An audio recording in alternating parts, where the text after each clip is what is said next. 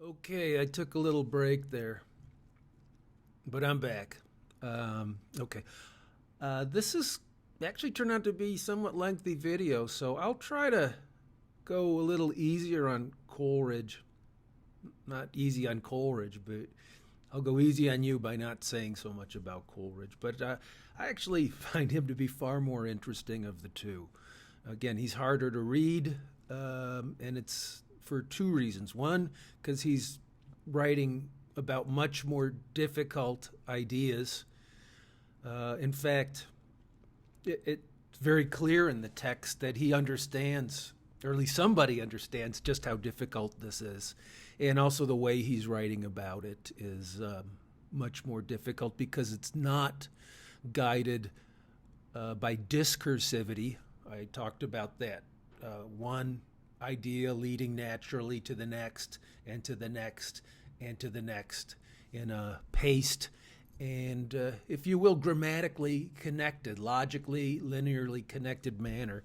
But he's hopscotching here and there and from generalizations to specifics and back again, and that makes it hard. And then also, in addition to the difficult ideas, the names that he's dropping are going to be far less familiar to you, and they would have been far less familiar to the average reader in Coleridge's day. So he offers a bit of a challenge, but I can make sense of him. So in his Biographia Literaria 1817, so he's writing this sometime after Wordsworth has written the preface, he's going to begin with something that looks like the quoting of scripture.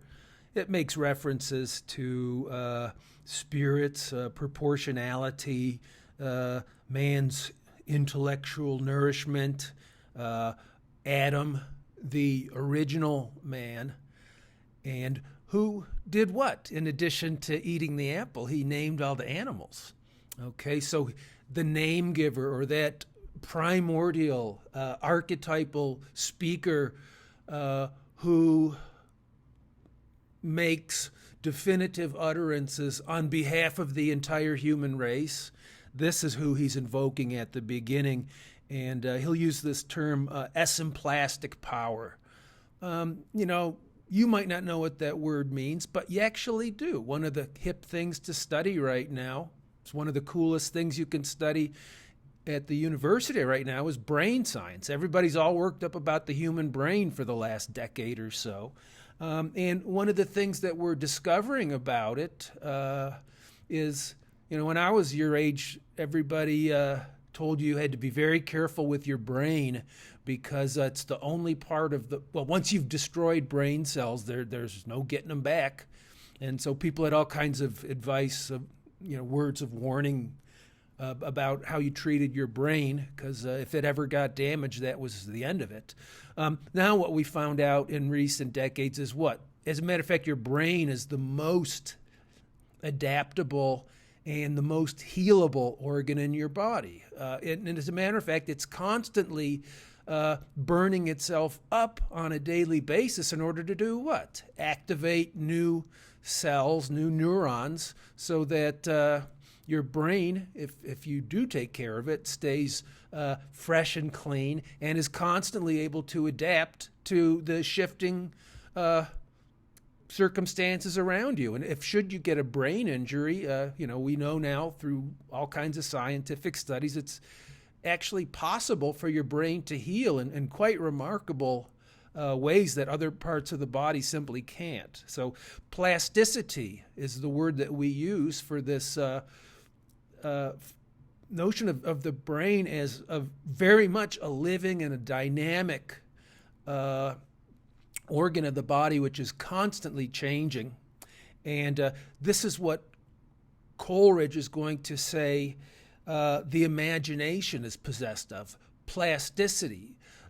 In other words, the brain or the human mind, he wouldn't have known, brain chemistry or brain science the way we do. He was living 200 years ago. But the human mind is a plastic, active, and a creative power This is very, very much in contrast to Wordsworth. Wordsworth thinks that our minds should be healthy and that the poet does, to an extent, have creative powers. He's writing the poem, but for the most part, what the poet should be is, first and foremost, receptive. The poet needs to be sensitive to register and to retain the impressions made upon him by the external environment. So, to use a famous metaphor from a book by a guy named M.H. Abrams, he wrote this in the 1960s, I believe, at Cornell University. The poet should be like a mirror. He should reflect the external world around him as faithfully as possible. Whereas Coleridge has a very different view. For him, the poet isn't simply reflecting the world, but he's actually creating his poems as a kind of microcosm which doesn't mirror but recapitulates the external world, the macrocosm. The poet is not a mirror, he's a lamp. He shines forth. He doesn't simply receive light, but he kicks it out. So the poet here is far more a generator of new worlds than he is simply the imitator of the existing world. So that's what's entailed in this piece. He's then, as he gets out of his italics and into his actual essay, if you want to call it that, he starts talking about Descartes. That, of course, is going to be the French philosopher who's one of the founding figures of the scientific revolution. He's going to try to explain the operations of the physical world, including living organisms like you and me, in strictly materialist and mechanical terms. There are no spirits causing our bodies to move. Living forms are really made of nothing but what? Matter extended in space and subject to certain universal laws of motion, all of which can be transcribed into mathematical equations. So if you remember learning to do analytic geometry and mapping out functions on graph paper with an XY axis, yeah, that's called the Cartesian grid for a reason. Descartes developed it, and that became central to his mechanistic view of the world. And his mechanism was also tied to his general outlook on how the world could be understood, and that is what's called rationalism. Because our senses can deceive us through optical illusions or through some type of jaundiced eye, you can't really understand the physical world unless you do what? Think about how nature must function and decide logically, rationally, cognitively through proofs, and by proofs I mean logical demonstrations, that nature must work this way because if it worked another way that would be illogical. Okay, so Descartes represents the rationalist strain in philosophy. And then he'll go on to talk about another philosopher, Berkeley, who's not a Frenchman, he's an Englishman, and he is the most notable philosopher, at least as far as Wordsworth is concerned. He's the most representative philosopher of a particular school known as empiricism, and that's what? That rationalism and merely deducing how the world must be is actually not the best way to go about understanding the world. Rationalism is going to depend upon all kinds of assumptions, one of them being that certain ideas are baked right into the human mind from the very beginning. And it's working off of these undeniable axioms that we're able to reach reliable conclusions. The empiricists simply don't believe that we're born with any innate knowledge. The only way we get to know the world accurately is through observation and through comparison of our observations. This is what empiricism's all about. We don't ever come up with absolute truth the way that Descartes would imagine you could. What we do come up with are generalizations which are subject to amendation or maybe even rejection as new evidence comes our way. So there's this big battle intellectually in Europe between which of these two is the right way to view the world. Is it the rationalist method or is it going to be empiricist method? And if you dive into the middle of that paragraph, you're going to see him talk about, Coleridge is going to talk about the venerable sage of Königsberg. Who does he have in mind? Immanuel Kant, who would have been seen as the cutting-edge philosopher. I was watching videos on Kant the other day because I've got nothing better to do with my life. It's roundly established that Kant is like the fundamental turning point in modern philosophy. Kant undergoes what's called a critical turn. And in his critical turn, what he realizes is that neither rationalism nor empiricism can be correct. And neither rationalism nor empiricism can prove that it is correct. All rationalism and empiricism can do is prove that the other one is wrong. And so they must be right by default because the other guy's wrong. So each disproves the other, which is to say,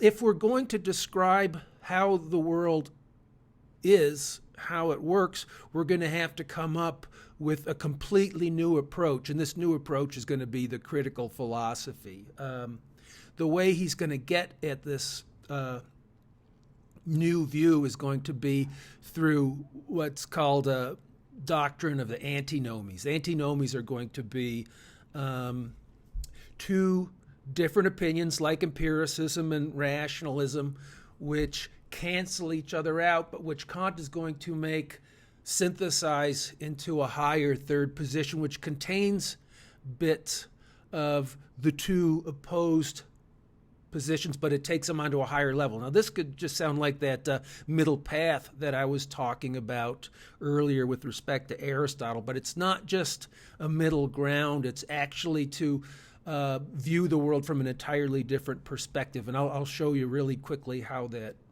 works. One of the basic propositions or one of the basic questions to be asked by philosophers regarding the physical world or the universe is space and time infinite, or does time have a beginning? And does time have an end? And again, with space, does space go on forever, or do you finally reach the end of the universe? One half of the philosophers will weigh in and say, yes, the universe is infinite, both in terms of time and space, and the other is going to say, no, it's finite. And what Kant is going to argue is these seemingly contradictory, and this is vocabulary right out of Coleridge, he's read Kant, what appear to be contrary positions are actually contrasting opinions or positions. Coleridge talks about this in terms of motion, and he's, again, referring right back to Kant's text. Can a body be moving and stationary at the same time? No. If we look at it instead in terms of contradictions, two forces exerting themselves on a body can be equal and opposed to one another, such that the body appears to be stationary, and yet it's full of all kinds of contradictory forces. What Coleridge is trying to suggest here is that matter is not the dead, brute stuff that Descartes says it is, but matter is actually the result of dynamic forces working against one another, and that the whole universe is, to one extent or another, animated. For it's not a mechanical universe, but it's actually a living universe. Again, these ideas come from Kant, but Kant's idea is, well, is the world infinite, or is time and space infinite, or is time and space finite? Well, either way you want to answer, you're making one huge assumption. And that is what? That there is a world at all. And Kant's going to say, we have no direct access to the world. All we have access to is the representation of the world. And where does this representation come from? It comes from us. We are, the human mind is not simply a logic machine, nor is it simply a receptive tablet, the way empiricists like Locke would have said. Tabula rasa, you may have heard that. But the mind is an active, creative force which takes the chaos which surrounds us, and through the application of universal principles, which we do on an automatic basis without even having to do it consciously, we synthesize the manifold into a unity, and the world is born. We create the world. And we do it on an ongoing basis through the esemplastic power of the imagination. So we are all the makers of our own world, and the world is something which not only is made by the primary imagination, but it is something that certain people can make in miniature, and that is going to be what we call art. So for Wordsworth, the poem reflects nature, or reflects the world. For Coleridge, the world is a tiny world unto itself, contained in the larger world. Our primary imagination synthesizes the world out of all the noise that surrounds us through what Kant calls transcendental unity of apperception. And he invokes the great I am. That's God in the Hebrew Bible. And what he's going to say, in the same way that God made the world, we make our own worlds through the active application of the mind, the active and the automatic application of the mind to the creation of this reality that we inhabit. So a very, very different view of mind than than Wordsworth has. And again, the poet is going to be what? That person who is able to synthesize a tiny little world that is self-cohesive and that is composed of a potentially infinite number of internal relations which make it coherent and compelling. And here's the thing that's important to know about Coleridge.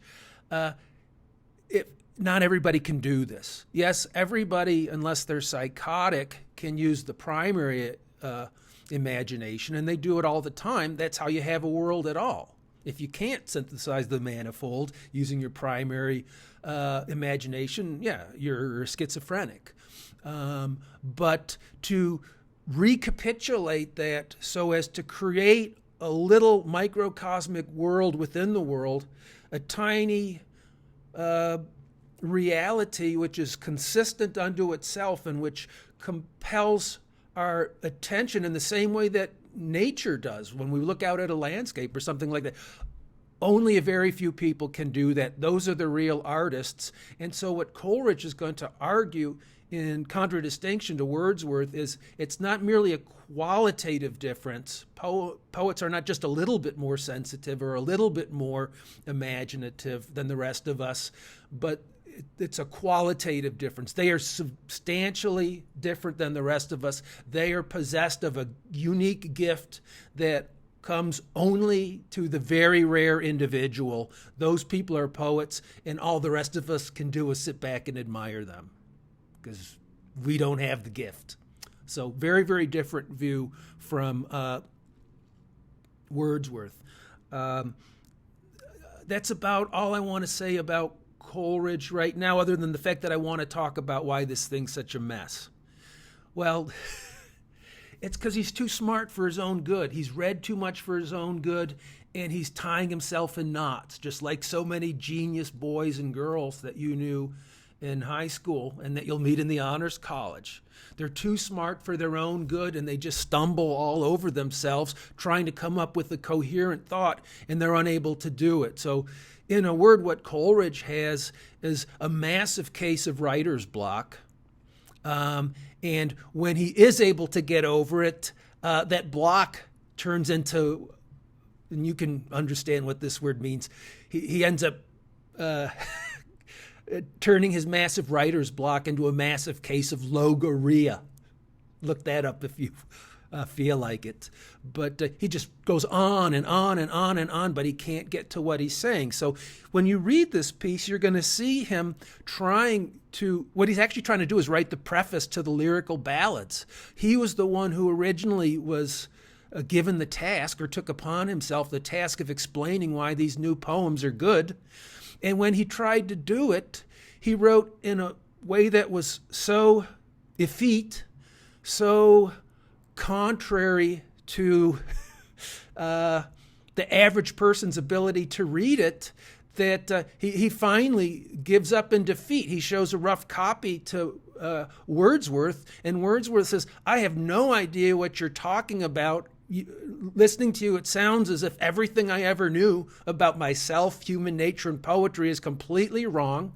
He talks about it like it's like the difference of leaving a modest Presbyterian church and stepping into a Gothic cathedral. Mind blown. It's full of all kinds of, instead of being a clean, well-ordered space for worship, it's turned into this large and grotesquely complicated artificial forest full of all kinds of colored lights from the stained glass window. It's blowing your mind. He says, this is the way you want to introduce a poem? Nobody will understand it. And so Wordsworth has to do what? Pick up the ball and write the preface for Coleridge, because Coleridge is just spun out of control. So if this thing looks like it's out of control, it's because it is out of control. If you couldn't understand it, it's because Wordsworth himself couldn't understand it. And, even I have to struggle to read this today, having done all the background reading. Here's somebody who's just simply tying himself into knots, and he fails at the project. Wordsworth says if he ever did complete this document, which Coleridge never did, it would be 10 times longer than the book it was meant to introduce. And so Wordsworth is like, back off, I'm going to do this for you. And he ends up writing his preface, which, again, was challenging for a bunch of you, but that's because you weren't living in Wordsworth's day. He's speaking a little bit differently than we do now, and he's assuming that you've got a familiarity with all kinds of current events from 1800 that, you don't know, because that happened 220 years ago. So that's how I'll wrap up this lecture. I've gone on for quite a while, and I kind of apologize for that, kind of not. I've learned a few things in doing this myself. I hope it will have been clear and instructive to you. I'll post it and give you a while to look at it, and then we'll move on to our next reading of the semester, which I'll put up very, very soon so that people have time to get to it, and that's going to be by one Thomas Stearns Eliot, T.S. Eliot. We'll read 2 pieces by him. One's called Tradition and the Individual Talent. I think that's from around 1919. And then written shortly thereafter, another piece, very influential, called On the Metaphysical Poets. So I'm going to stop filming now. I'm going to start editing, and hopefully I'll get this to you assembled and ready to view before the night is out. So thanks for your attention. Thanks for your interest in these matters. And do stay in touch with me on the internet. I'm reading all of your comments, and it's off of those that I based this video. I'll post it over on the WordPress site, and then I'll open up a discussion of this video over on the Canvas, and I hope to see many of you there. So thanks for tuning in. Hope you're doing well, and I'll see you soon. Bye.